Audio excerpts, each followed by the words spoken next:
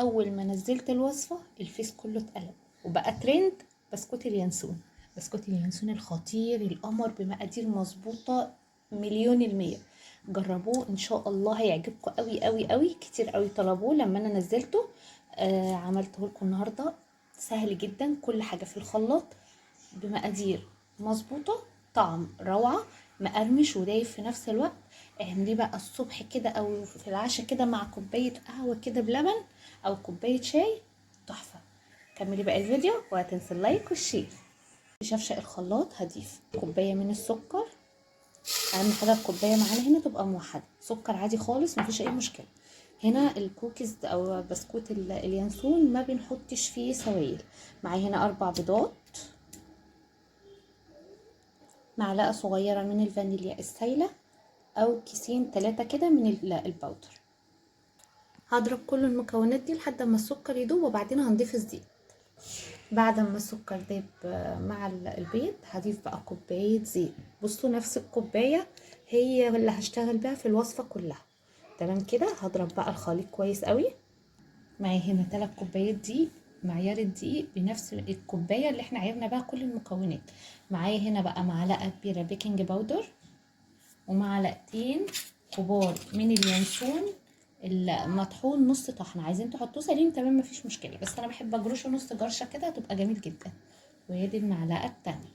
تمام كده. هقلب كل المكونات الجافه وبعدين هننزل عليها بالخليط اللي في الخلاط اللي احنا ضربناه، اللي هو الخليط السائل اللي احنا ما حطيناش فيه اي سوائل. عشان كذا حد سالني ازاي الكوكيز او البسكوت اليانسون ما فيهوش سوائل. لا، هو احنا بنستكفى بالبيض اللي فيه. هي الوصفه كده ما تغيروش فيها اي حاجه. هنزل بقى بالخليط واقلب. بصوا ما شاء الله اهو. اهم حاجه ان احنا نتاكد ان السكر كله يكون داب. تمام كده.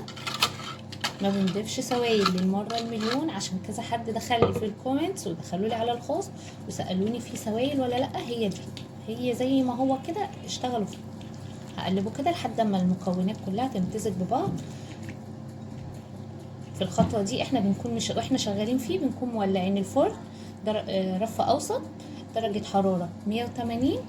هياخد معانا من 25 ل 30 دقيقه او حسب الفرن عندكم. ودي الخليط بعد ما لميت المكونات. بصوا بيبقى شبه الكيك، اللي هو زي ما يكون كيك بقى العجينه تقيله.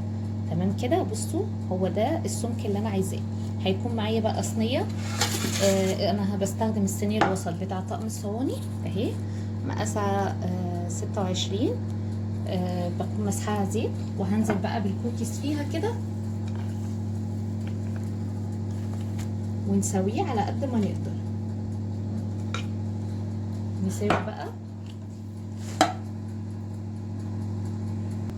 عشان اعرف افرده بقى. بمسح ايدي مسحه زيت كده وهفرده على سوا الصينيه.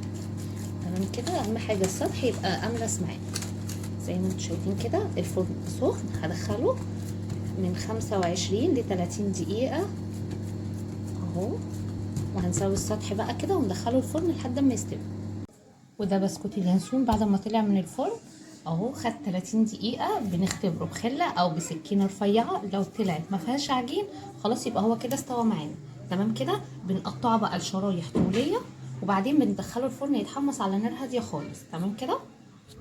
انا هنا سبته لما هدي شويه كده، يعني حوالي ربع ساعه في الجو الساقع اللي احنا فيه ده، وهبتدي اقطعه. بصوا شايفين التقطيع رفيع ازاي؟